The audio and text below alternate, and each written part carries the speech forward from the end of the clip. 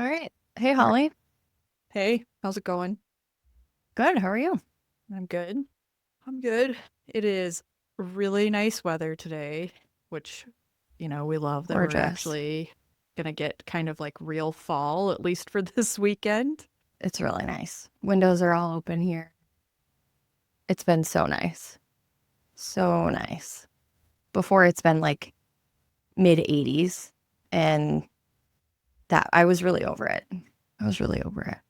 I also am just really not looking forward to. I love this time of year because it's easier to have the kids outside burning energy outside instead of trashing my house 5 times in a day. So that's nice as well. We're actually going to one of Keegan's friends' houses tonight. Their family is putting the Badger game up on like a projector outside. Oh, nice. So we're going to go do that. The Badgers play tonight. The Brewers play tonight. If the Brewers lose, they're donezo. So it's a good Who do night they for play? sports. And then I'm going to the Packer game tomorrow. Go Yeah, sports. go sports. It's like a Wisconsin sports weekend. It's also Ironman World Hmm. Championship weekend for the women. So, yeah. Exciting. Yeah. But back to the who do Cool. the Brewers play tonight? The Cubs. Oh, well, I kind of Hmm. hope the Brewers lose then. Ugh, As lame. controversial as that might Lame. be. Hot take. It's a hot take. I know our friend who's like a major Cubs fan does not listen to our podcast, but We've got a couple of friends that are Cubs fans, actually. yeah. Um, Did you see those memes though about if the Cubs win the World Series this year, does it like reset the universe? oh, right. Did you see it? I I've mean, seen then I might several of root for the those. Cubs. Yeah, I was like, okay, all right, let's do that. Let's reset the If that's the universe. reset button, that's fine. Yeah, Not that big of a Brewers fan. yeah. It's a Anyway, we Saturday. it's a Saturday. We're recording on a Saturday, which is not super normal for us lately, but we're getting a little ahead for this upcoming week.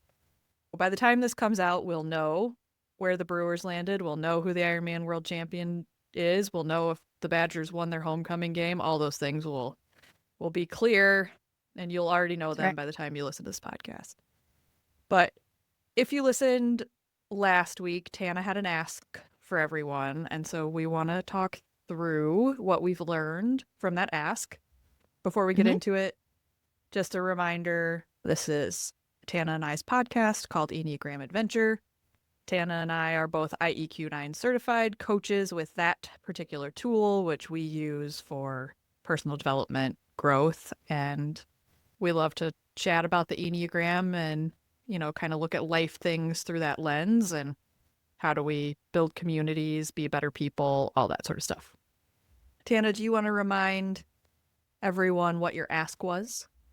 Yes. So my ask was based off of your number, if we could hear from a few people, what is something that is something you would want others to know about you that pertains to your number, but it's not like readily available. It's not obvious. So I went about my week and the people that I know who knew their number, I asked them to ponder that. Some of them knew like immediately, and some of them were like, let me think about that and I'll get back to you. Yeah. So they all got back to me, which is lovely. But I want to talk through what some of the responses were, why they're interesting, why they might be important for people who either are that number or who know others that are that number, Yeah. and just Do, get a little bit curious about it. do you know the subtype for all of them? Not all of them. Okay. No, Okay. some of them I do. Some Okay. of them I do. Yeah, because I do think that'll be interesting too. There could be like a little bit of nuance in that based on subtype. So I'll be curious to see if that shows up to me. Then, of Mm-hmm. course, I always think tri type too. You could get some really interesting, this is not typical about me because of my tri type. Yeah, so I think that will be awesome.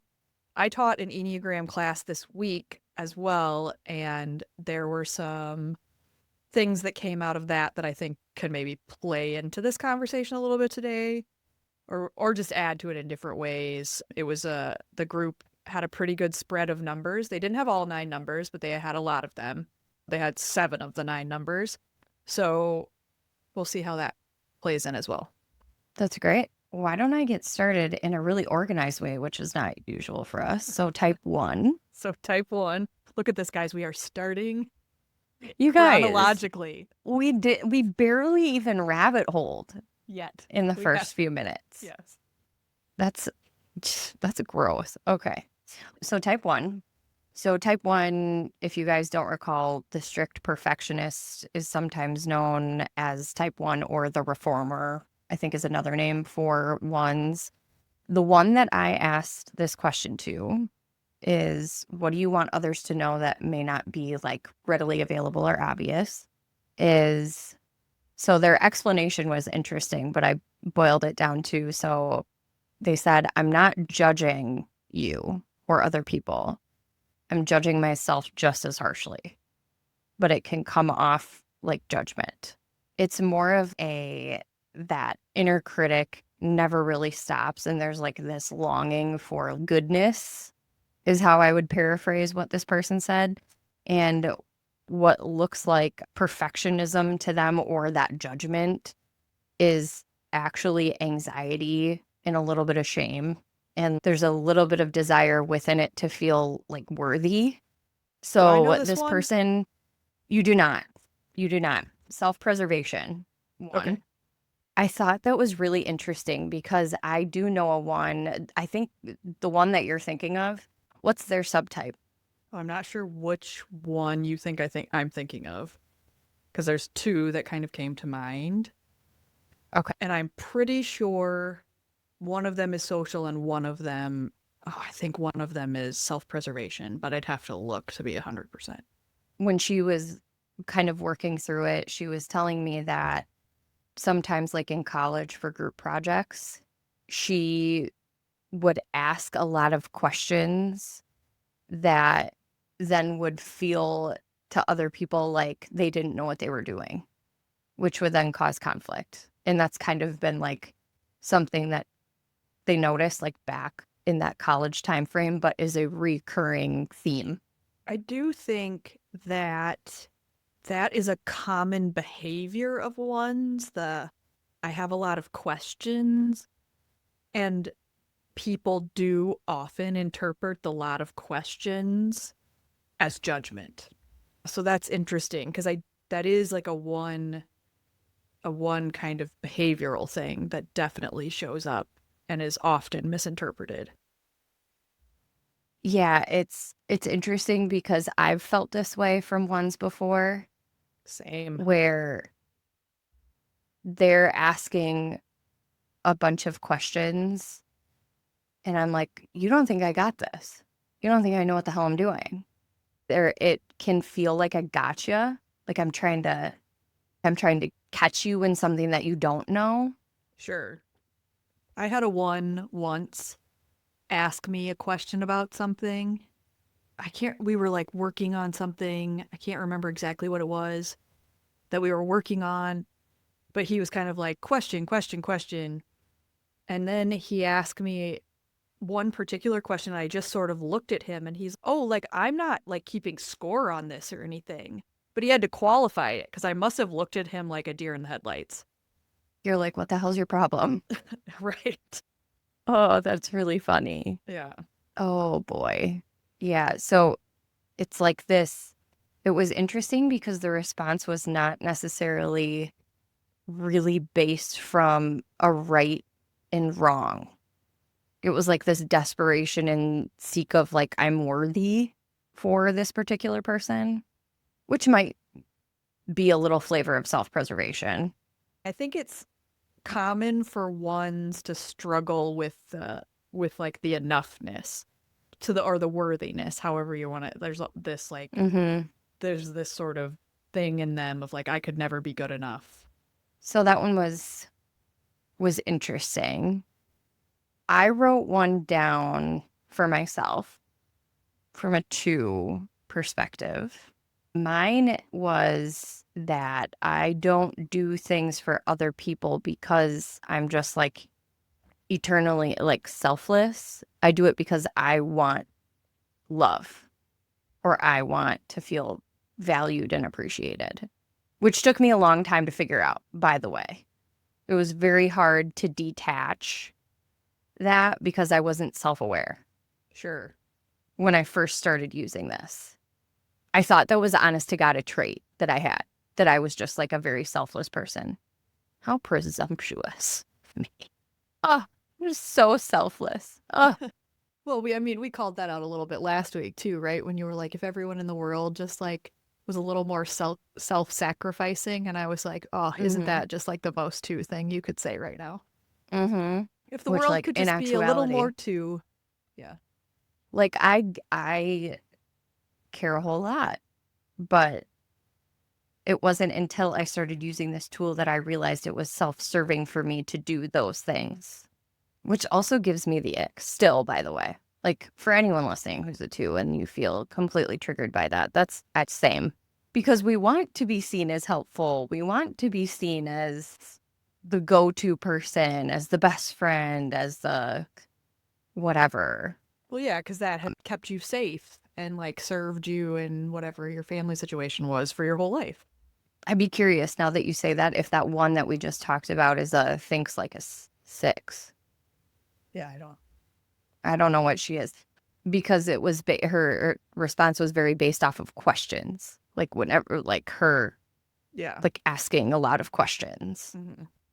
which I can resonate with as a thinks like a six. But if you don't know me very well, the way that it shows up from a two perspective is that I will give, give, give, give, give, give, give. And like on a surface level relationship, it probably does look like I'm trying to portray myself as selfless, right? But if you know me on a deeper level, it's because I want to be appreciated and I Yeah. don't want to be abandoned There were. because I'm useful. Oh, what a trap! Your usefulness is what keeps people from leaving you. I do not keep you around for your usefulness. Just like Oh, thank I you. couldn't do this podcast without you. I don't love you for your usefulness. Oh, thank you. I appreciate that. I appreciate that. Oh man. But the other thing, and I've worked with Brandon on this before, where if it's not like a act of service, like something I'm doing or providing, it used to be like that three chameleon energy where like I would add to the group and like my social subtype. Like I Mm-hmm. would be something that the group needed me to be, even if it weren't like a thing. You know what I mean? Yeah. If I'm the loud one in the group, that's because the group needed the loud one. And that's me doing something to not feel like I'm going to be left out or abandoned. And scanning. Just we're gonna scan the group for. Oh, yeah. Yeah. Interesting. Mm-hmm. There Mm-hmm. were several twos in the Enneagram class that I taught this week, and I think one of the things we called out, but it's a little bit to what you were just saying, right? Around doing these things to sort of so that you're not abandoned or so that you show up in a way that keeps you safe within the group. And there was a little bit of this idea around these folks stepping up and doing a lot of things where ultimately like they're taking on more than their fair share sort of out of their own worry or whatever, like this own their own insecurity is like, oh well, if I just do more, these people will, to your point, appreciate me and keep me around. So there was that, and then there was also a little bit of the it was a little bit of one energy that came from them. So this is where it kind of goes in like what would somebody, this could be like a misconception. Now one is a wing, so it's going to make sense that this could be the energy, but there was Sure. this like deep fear, right, around being disliked. And I know that you've talked about that, Danny, who was Mm-hmm. on the podcast, like she and I have talked about it before too, right? Where it's Mm-hmm. this very deep fear of if you say something wrong, do something wrong, anything like that, that you will irreparably damage your relationships. And then you like spin out in your own mind and spiral on this, I've really screwed everything up and everything's wrong with me. And they just become impossibly hard on themselves, which can Mm. feel very much like a one inner critic. And I don't know that everybody always Sure. associates that sort of deep, deep worry about breaking relationships or doing something wrong with twos all the time. That's really thought-provoking for a couple of reasons. For me, it shows up like an inclusivity thing because of my own fear of not being included or abandoned or whatever. I've had that as long as I can remember. So it's this hyper like inclusivity thing where like even when I was like really young, my teachers used to say that, "Oh, she's so kind." And like I remember, I don't know why this is like a core memory. There was a kid like in school that had a terrible stutter, and I would always include him in whatever we were doing. And his mom one day like thanked my mom while I was standing like right there.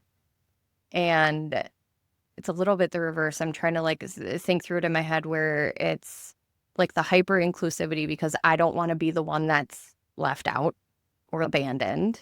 And I don't know if it's always dislike.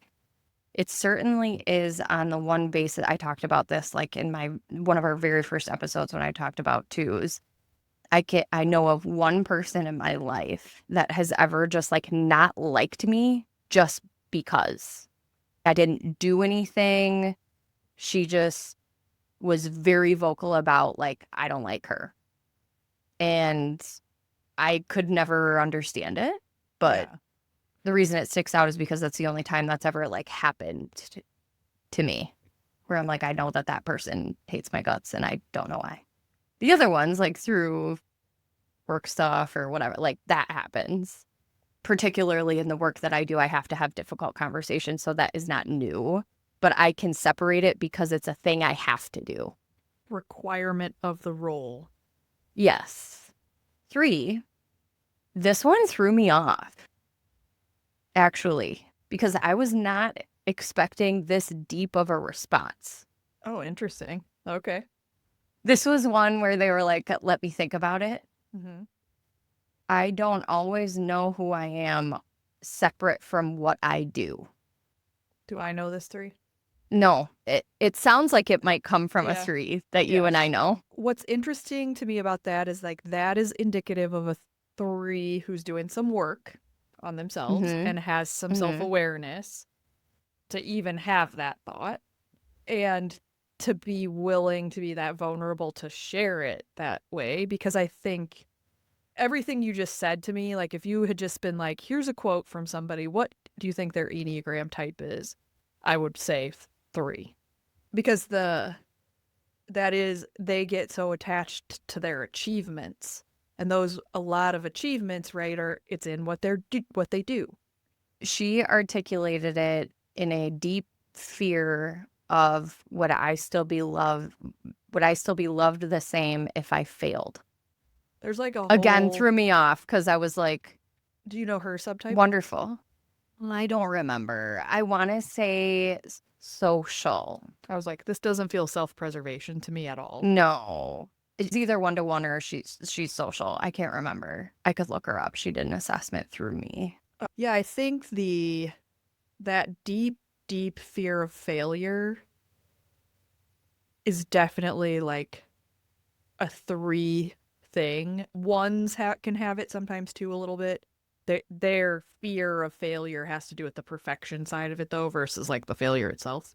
I think somewhere along the lines, and this is where, if you go back a few episodes and we talked about how you like develop compassion through the Enneagram for people and you think about the little them, I just think about that from the standpoint of at who or what event happened in her childhood where she failed, where all of a sudden that became unsafe, where she was reprimanded or something happened in a relationship Mm-hmm. that became Mm-hmm. like a core wound, core fear. Her, she's told me this before.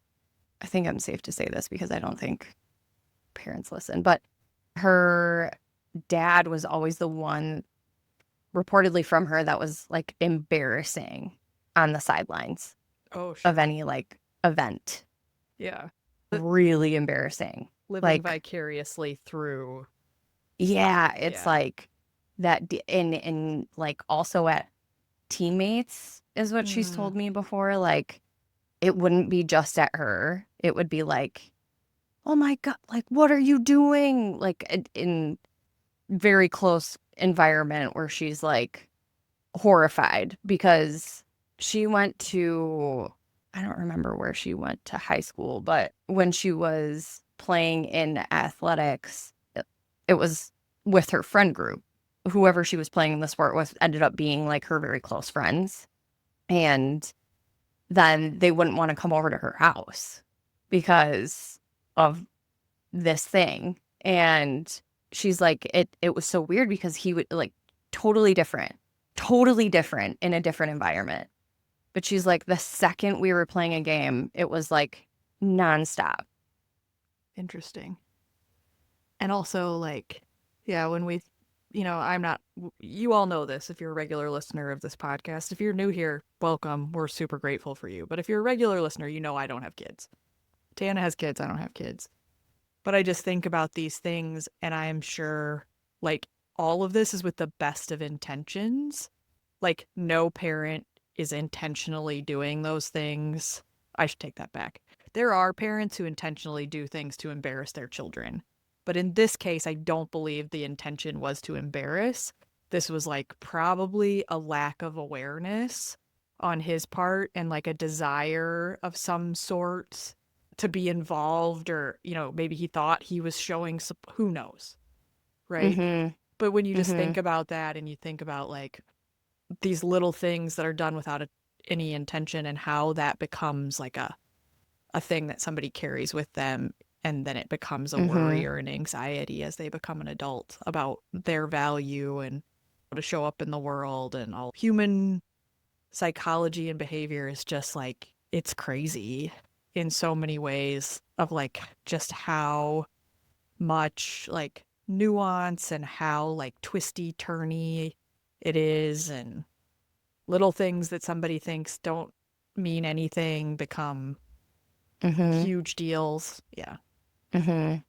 She's super successful in her career. But of course. And she said that like even now, like when she goes home and they will like run into people, he'll be like, oh, you know, she's home for the weekend and this is what she had planned last week, or this is where she had to travel last, you know what I mean? Like, and she's mortified He's when that pro happens. he's probably also a 3. Probably, right? Mhm. So very interesting, but she's done some work to understand and separate because she's also a self-proclaimed workaholic. Also does not surprise me at all. So she's understanding a little bit more of this every day. Yeah. But she's like, initially, it was really hard to understand that the work that she's doing has emotion behind it. So she needs to accept that. So she's working on it. But Yeah. I was surprised. Oh, interesting. Hmm. All right. Well, I don't have 4 on my list, but we heard from Hector. yes, we heard from Hector. And if you go back a good handful of episodes now, we had Hector on as a Enneagram 4, and we kind of chatted with him about fourness. And so he did weigh in with his kind of what he wishes people knew about him that's not always obvious about his number. And what he said is, I'm not always sad. I'm pretty much happy and excited like 90 to 95% of the time. Just because I post a moody photo with with moody sad music doesn't mean that's how I'm feeling. It's more the artistic side that I feel they go together. And so it really is in this like creative, this sort of desire for that deepness that maybe comes along with moody or sad, and how that feels artistic to him. He then went on to talk about how long it takes him to choose music for his posts or for his reels because of that, like wanting to get that feeling just right. That's So, interesting. yeah. That's interesting. But that's a good call because I do like think of fours often as feeling negatively deeply, but forgetting that they can be like feeling high highs deeply. Yeah. In the class I taught this week, it was like, considering when I do this, I don't often have fours in the group. It was a large number of fours, meaning there were 3 of them in that, which is a lot. Usually there's none. And they all kind of shared that though, like they're really high and but then when it's low, it's really low, right? That there's not a lot of middle. It's either way up or way down. Also talked about like the emotional and like the desire to cry, but it's not always like out of sadness. Sometimes like crying just feels good. They will cry, but it isn't always because they're super sad. Like one of them shared something to the effect of she's a newer mother, and she shared about how she's like, sometimes I'll just think about that my baby's going to grow up and he'll have friends someday and I'll cry about it. But it's like in this like happy thing, like, Yeah. right? Like this could be like a Yeah. positive thing. And she's one of my favorite fours. I don't know if she listens to this or not. She would be a super interesting interview Oh, she would also. be really fun. Yeah. But she shared a couple other things that were just sort of in this, again, this sort of postpartum where she's been emotional and she's like, I'm sort of embracing it as my reason to like let it out. But where people will come up to her and be like, oh, you're just postpartum. That's why you're so emotional. And she's like, no, actually, this is like just below the surface all the time. And the like new mother thing is just Yeah. a reason, like, lets me let it out more freely and just like I can embrace this part of me that's always been there. So I thought that was interesting. Oh my God, I watched a video this week of after Jason Kelsey had his first daughter and Travis Kelsey holding said daughter, and the mom was like, their mom was watching him hold the baby for the first time. And I'm like, oh my God, my two boys, they're gonna have kids someday, and this is gonna happen. That's Yeah. so happy. Like the caption was like, Donna Kelsey's picturing like the two of them as like little boys like playing while this Yeah. is all happening. I'm like, oh my God. I do love a good four. And I do love that Hector, like, that was his call out, right? Like, Yeah. I'm Yeah. happy a lot of the time. That's like a good Yes. thing to remember too, because we often concentrate on the fours and their ability to be in the moody Mm-hmm. darkness. Mm-hmm. I don't know Hector's subtype. That's something we'd have to explore with him maybe sometime if he comes back on. Um, Yeah, we should do that. I if I had to guess though, I'm pretty sure I can't remember which one it is now. I think it's the self-preservation four is Mm-hmm. sometimes called the sunny four, and they're a little more like compared to one-to-one and Sure. social, they tend to be a little on the happier. That might line up with that. Sure. Okay, 5. 5. Resident 5. Do you have a thought? Do I have a thought? I didn't know if you had Yeah. somebody else's thought. I have a thought, but it's it's not that deep. She We even said it's not that It's deep. not that deep. I think what I would say for me is that I don't want to make this about astrology, but I'm a Sagittarius, and there are a lot of Sagittarius things that are very, very true for me. Some of them are 5 things also, like when you read about a Sagittarius, and some of them you're like, nah, that's not a 5. But those show up for me, those kind of behaviors. And in this class I taught this week, there was a 5 who'd never been in one of my sessions before. And we were talking about the lines, and what he said was like so dead on. I was like, yes, yes, exactly. And it was the growth line for 5, or if you go back and you listen to Soul Child, right, is to 8. And he's like, I feel like the 8 for me is who I am in my head when I'm by myself. It's how I'm thinking, but it would never be okay for me to show up like that in the world. Interesting. And I was like, and he like looked at me and he was like, does that make sense? Do you know what I mean? And I was like, yes, perfect sense. The number of times what is going through my head is like this very direct, very call you out on your shit, very like whatever, that I just like swallow back down and I'm like, uh-huh, I understand, right? Or Yeah. whatever. So it would be that. Like, I think sometimes we think of fives as like these mild mannered, quiet, you know, don't ruffle feathers, but like they're having this whole thing happen inside of them that's like the opposite of that, but that it would never be safe to express. Interesting. So for me, that's like Interesting. that's like the things like when you read this, that's why I bring up the Sagittarius thing. That's like the things you would read that they say about Sagittarians that I never do. But they're all happening in my head or in how I'm feeling. I just would You never know utter what? them out loud. That makes sense because when I have seen you show up with eight energy, you almost like I can feel the energy release that comes from you in those moments where it's like you let a little pressure valve off.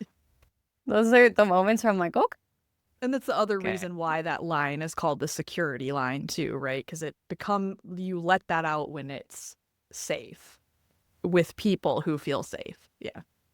The only other thing I would say in terms Interesting. of for a five, and I'm a 1-to-1 five, so again, this is going to line up with that as the subtype because 1-to-1 fives sometimes look like fours.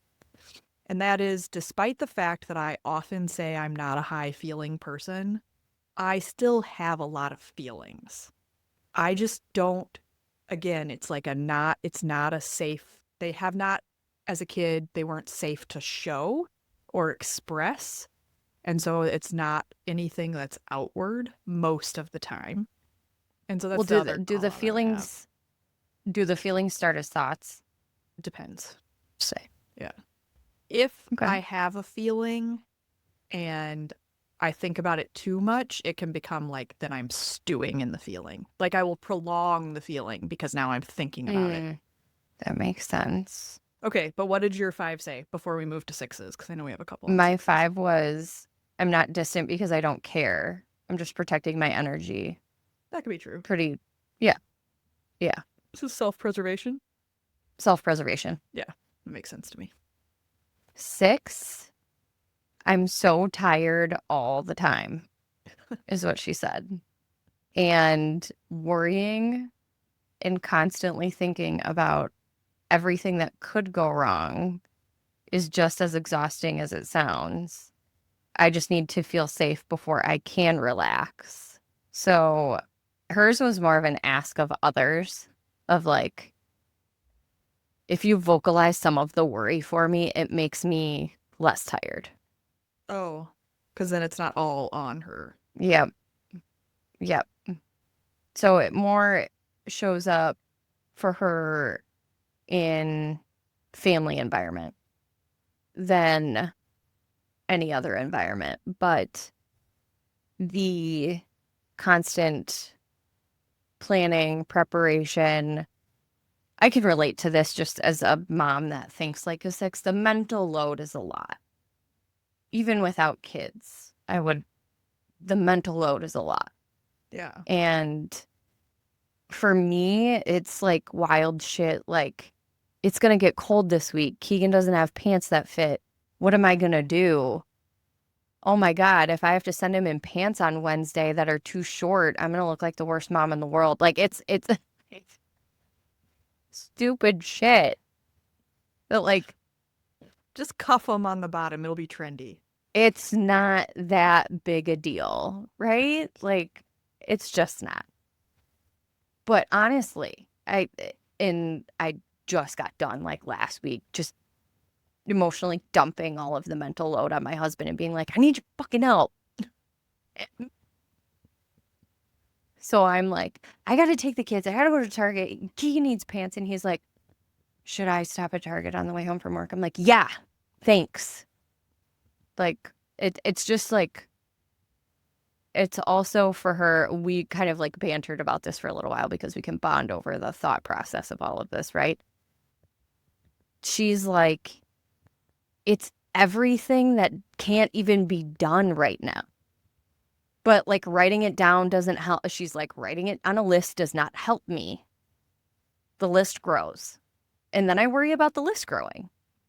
Oh my God. But I was sharing with her the thing that I texted you Yeah. Yeah. The thing this you week. text me was like, I know you're about to read it, but like this was like a, oh man. Yeah. Yeah. So I texted this thing from Holly that I saw, I think it was on TikTok. And it was when you realize your overthinking has led to a little feel good boost when the worst case scenario didn't happen. So you've been accidentally training your brain into thinking worrying leads to protection. Mm-hmm. Useless. Yes. Like it's, and it's fake. It's also so interesting to me. What I text back to you is reverse manifestation. Uh, That's what it made me think of, because most people are like, in manifestation, like we're not making it about this, and whatever you believe about that is like you do you. I'm not judging either way. But like the idea behind that whole theory, right, is that like you believe you can, or you believe you're capable, or the thing that you want in your life, like you can get if you just believe enough. And so it was sort of this idea of like when you sent that to me, where I was like, huh. So this would be like somebody believing if I think something terrible is going to happen, that will prevent it from happening. It will prevent it from happening, or it won't happen because I thought about it. And it gives you that little like serotonin boost. Mm-hmm. Yeah, I was prepared, and so that the bad Mm-hmm. thing didn't I was happen. prepared. Yeah. Yeah. It didn't happen because I was prepared. Had I not done that, the worst case scenario would happen. Which there's no way of knowing that. Like, just you, right? No, Yeah, we don't have that kind of control.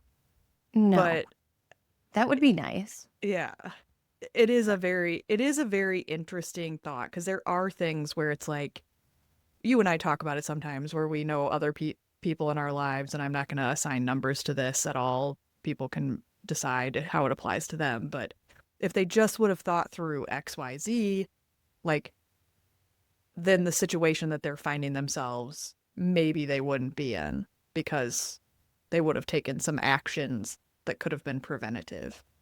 It's sort of Right. like, if you do think about it from a more traditional sort of safety idea, like it's not that it does prevent bad things from happening. Like when you lock your door at night, that is a deterrent from someone that you wouldn't want coming into your house, right?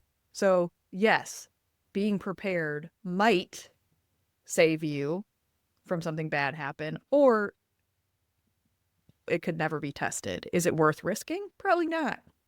There's certain things, but it's hard to make. It's like that correlation kind of thing. It's could help. I don't know. It could, but then it gets into like superstition, right? Like she and I were going back and forth about this. And I was telling her, like, I'll think like horrible thoughts in my head of like, oh my God, something's going to happen to one of the kids if I don't give them one extra hug before I leave. Yeah. What? That's insane. Yeah. That's maybe a bridge too far. Yes. It's like 5 bridges too far. I just, I can't like stop the thought. It is interesting, because I think it's one of those though where like then you start to question your own thoughts, right? And that's maybe the thing. And we're not necessarily trying to give advice on any of these things. We're more curious just about what sixes would hope people would know about, or would want to know about them. Would hope, I don't know if I'm saying that right. Whatever I'm saying. You get my point. But I do think about that. Like that's a big opportunity to question those thoughts, right? Mm-hmm. And just like pause for a second to be like, well, wait a second. Is that true? Just be realistic. Yeah. Like, no, no, that's not true. Yeah. I mean, that could be for any number. That could be good advice, is to Right. question. We've talked about this before too, right? Question your thoughts, question your feelings. Yeah. What would a 2-6 is? We kind of went through the second one. Oh, okay. All right. So that one's good. 7 I don't have. Yeah, I don't have for 7 either, so we're gonna have to hypothesize. And what I would guess based on like what I've read from different 7s, and there's a 7 that I sometimes use as an example of a 7 when I teach the Enneagram, just to add an extra perspective. And that is, his name is Bob Goff. That's a public figure in Mm-hmm. Enneagram circles. You can go look him up if you really want to. But there's a quote from him that's something to the effect of him wanting people to know that the life of a 7 isn't all unicorns and rainbows and like hippie, skippy, happy go lucky. That the life of a 7 is a lot steeped in deep thought and strategy, and that as he's doing things, he knows exactly what he's doing. Because I think we do, like, we talk about it all the time on here, like romanticizing the life of a 7 and like Right. their sort of spontaneous, fun, seemingly easygoing, down for anything kind of attitudes, and like Mm-hmm. how nice it must feel to just be like, yeah, that sounds fun. Yeah, that sounds fun. Let's do that. And it can seem like they don't have a care in the world when in fact like they're high in they're in the thinking triad. They're thinkers. I have 2 8s. I have one that is self-aware and one that is not. Okay. He knows that he's not. Okay. I'm not angry. I'm protecting what matters, Okay. as you can guess from our not self-aware Yes. 8. So this was like a very readily available answer to this Yeah. person. The self-aware is, I don't have this like written down perfectly, but the gist of what she shared with me is that the amount of anger that happens creates a body feeling that makes it next to impossible to stop yourself. So, like the sheer overwhelm of Creates the that. trigger. Yeah. Yes. So, when she is at that point, it's like an itch that you have to scratch. Like, you have to say this thing because you're appalled. Like, you're so angry. And I asked her, I was like, well, have you ever? Can you think of a time where you had to sit on your hands? And she's like, honestly, no. And It just has never she's like, occurred to her that she should, or she just like, she doesn't care. It's the itch you can't scratch. mm-hmm. So she's like, I've burned bridges over it Yeah, I can see that. because, like, I can't not say the thing. She did say, like, at work, she does all a bit, but that's like just a requirement of being at work. Yeah. But she's like, personally, like, if I have a thing with someone, it will never not be said. Like, I will say it. You know, this 8. I was guessing. And she tells me too that, like, it's over really silly things. It comes out easier with her family because she knows that, like, what are you going to do? Abandon me? Right. You're not going anywhere. So she will get angry over, she's a 1-to-1 8. And an example is like, she would go shopping with someone, and the person she would go shopping with who's in her family would always get the same things that she has, or like get the same thing as her. And 1-to-1 8s generally have a significant amount of like vanity tied Yes, they do. to them. And so she's like, it's annoying. So she's like, we drove home the entire ride home and didn't speak because I was so angry. I'm like, about a coat? Yeah. Is she a feels like a 4, do you know? I don't remember. I think, no, she's a feels like a 2. She's a feels Oh, like a 2. okay. All right. Because if she was a feels like a 4, I was gonna there is this 4 story. Like, I'm I'm like, unique. I'm special. yeah. Yeah. And I was like, oh, that would play into that. And there's another 1-to-1 Mm-hmm. 8 that you and I know that is a feels like a 4, and you can see it in in everything he wears every single day. Mm-hmm. Um, but I was thinking when you were telling that story, I was like, there was in this class that I taught, one of the 4s talked about, this is a slight rabbit hole back to 4, but I just have to tell this because it was like such a perfect 4 thing. She said, when I was younger and in high school, if somebody complimented my shirt and asked where I got it, I would lie to them so they wouldn't go get the same shirt. So funny. Yeah. So that's what it was. That's As you were going through that, hilarious. that's what it made me think of. Like, yeah. That's hilarious. Yes. So anger was tied to both responses. Yeah. Different spaces of self-awareness. Yes. The first one is a social 8. Well, and there could be a rub in the social 8 too, because the social 8 is the counter type of 8, Mm-hmm. right? And that sort of like, and they are sometimes called the bear because they have a like the protective thing for them. Who's a feels like a 2, thinks Yeah. like a 6. Yeah. So they're like, I can Yeah. see where that it's like the distinction of them being like, well, it's not anger, I'm being protective. Well, it's still probably rooted in anger, but I can understand where they want to try to differentiate. Like it's not anger Mm-hmm. for the sake of anger. It's like, Mm-hmm. yeah. It's like almost like a Mm-hmm. justice thing. So then it's like, oh, well, it's about justice. Yeah. It's not about anger. Yes. Yeah. It's not about anger. Yeah. They weight it differently. Yeah. Okay, I do have a 9. I'd be curious if you think that this is accurate given that you live with a 9. So I'm not indifferent. I just don't want to lose friendship and connection unnecessarily. Hmm. Do I know this 9? I don't think I know this 9. No. Mm-mm. It sounds like something that 9 would say, though. Yeah. I think it does make sense. I know that when I'm like ready to pop off and let my 8 out about something, he gets very worried about how that will damage relationships and how that will change things. Mm. So he does get twitchy when like my 8 starts coming out.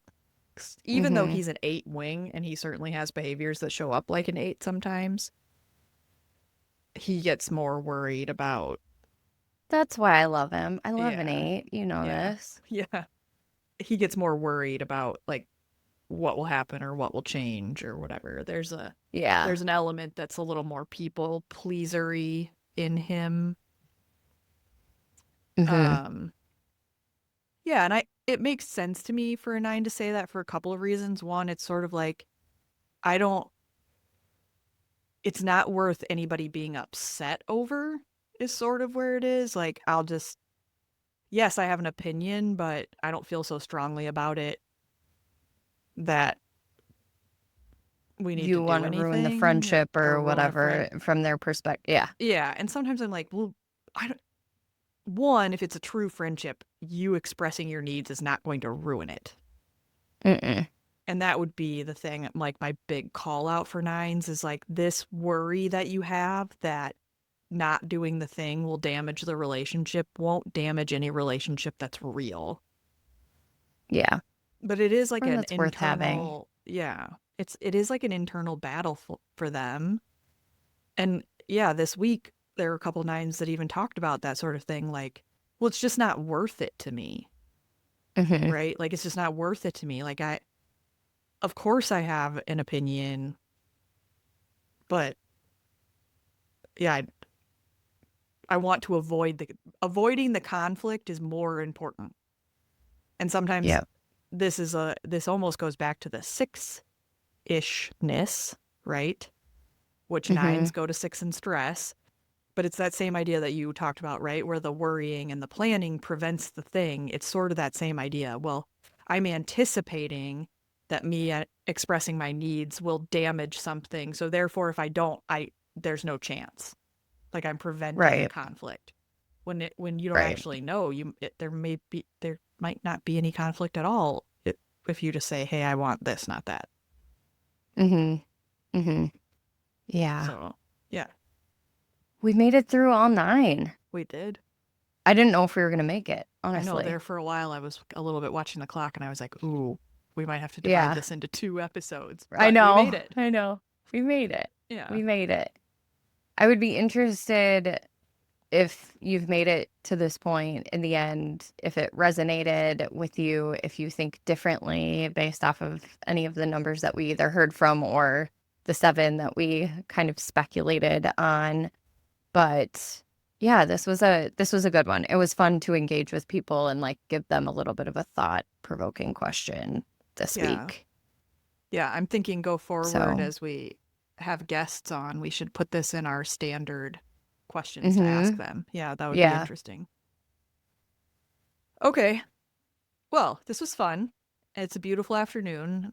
Try to get it outside and enjoy is. some of it. Uh, Yeah. check in on the Ironman World Championship. You got a Badger game to watch.